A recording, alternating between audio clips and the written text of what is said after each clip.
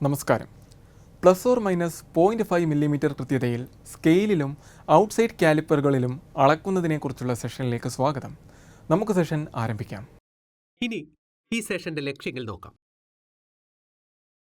ഈ സെഷന്റെ അവസാനം നിങ്ങൾക്ക് ഇവയെല്ലാം ചെയ്യുവാനാകും. അളക്കുന്നതിനായി ശരിയായ കപ്പാസിറ്റിയിലുള്ള കാലിപ്പർ തിരഞ്ഞെടുക്കുവാൻ, കാലിപ്പറിൽ സൈസ് സെറ്റ് ചെയ്യുവാൻ, അളവുകൾ ഒരു സ്റ്റീൽ റൂളിലേക്ക് മാറ്റിക്കൊണ്ട് സൈസ് മനസ്സിലാക്കുവാൻ. ഈ എക്സർസൈസ് ചെയ്യുവാൻ ആവശ്യമായ ടൂളുകൾ ഇവയാണ്: ഔട്ട്സൈഡ് കാലിപ്പർ അഥവാ spring and lock joint, steel rule, wooden block, mallet. ഒരു വർക്ക്ഷോപ്പിൽ ഉപയോഗിക്കുന്ന കാലിപ്പറുകളുടെ വിവിധ തരങ്ങളെക്കുറിച്ച് നമുക്ക് പഠിക്കാം. ഇൻസൈഡ് കാലിപ്പറുകൾ ഒരു വസ്തുവിന്റെ ഇന്റേണൽ സൈഡിലുള്ള സർഫേസുകൾ തമ്മിലുള്ള ദൂരം അളക്കുവാൻ ഇവ ഉപയോഗിക്കുന്നു.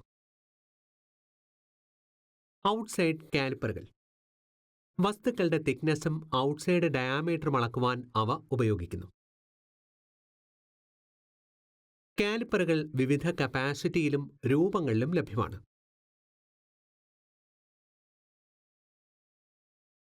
ലോക്ക് ജോയിന്റ്, സ്പ്രിംഗ്, ഡിജിറ്റൽ കാലിപ്പറുകൾ എന്നിങ്ങനെ അവ ലഭ്യമാണ്.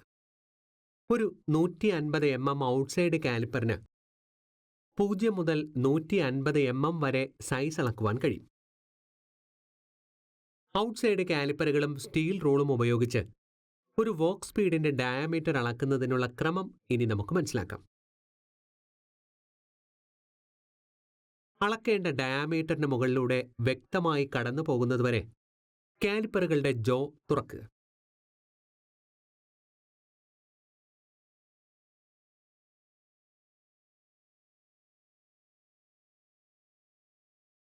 സൈസ് അളക്കുമ്പോൾ വർക്ക് നിശ്ചലമായിരിക്കണം.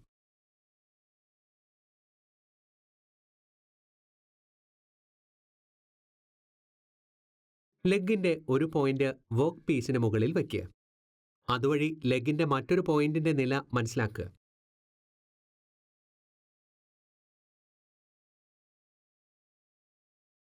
ലെഗിന്റെ മറുഭാഗത്ത് ക്ലിയറൻസ് ഉണ്ടെങ്കിൽ വർക്ക് പീസിന്റെ എക്സ്റ്റേണൽ ഡയാമീറ്ററിൽ നിന്ന് വഴുതി പോകാതെ ജോയിന്റ് കാലിപ്പറുകളുടെ ഒരു ലെഗിന്റെ പിൻഭാഗത്ത് സാവധാനം ടേപ്പ് ചെയ്യുക.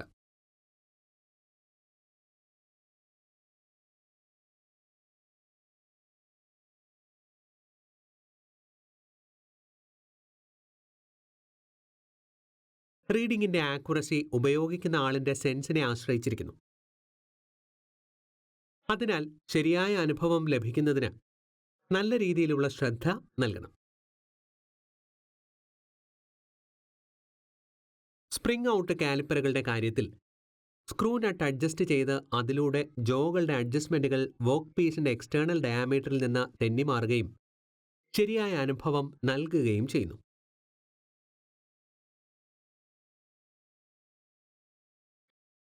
ശരിയായ അനുഭവത്തിനായി നിങ്ങൾ എക്സ്റ്റേണൽ കാലിപ്പർ അഡ്ജസ്റ്റ് ചെയ്ത ശേഷം അളവ് ഒരു സ്റ്റീൽ റൂളിലേക്ക് മാറ്റുക.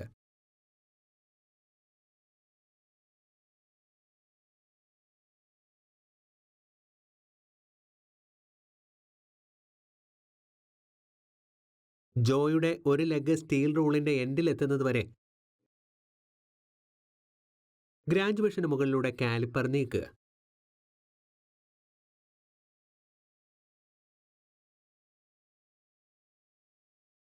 നമുക്കിപ്പോൾ ഔട്ട്സൈഡ് കാലിപ്പറുകളും സ്റ്റീൽ റൂളും ഉപയോഗിച്ച് വിവിധ വർക്ക് പീസുകൾ അളക്കാം. ഔട്ട്സൈഡ് കാലിപ്പറുകളും സ്റ്റീൽ റൂളും വൃത്തിയാക്കുക.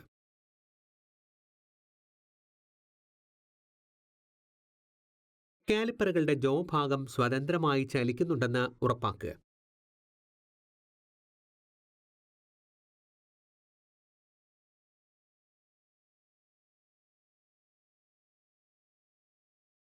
അളക്കേണ്ട എല്ലാ വർക്ക് പീസുകളും വൃത്തിയാക്കുക.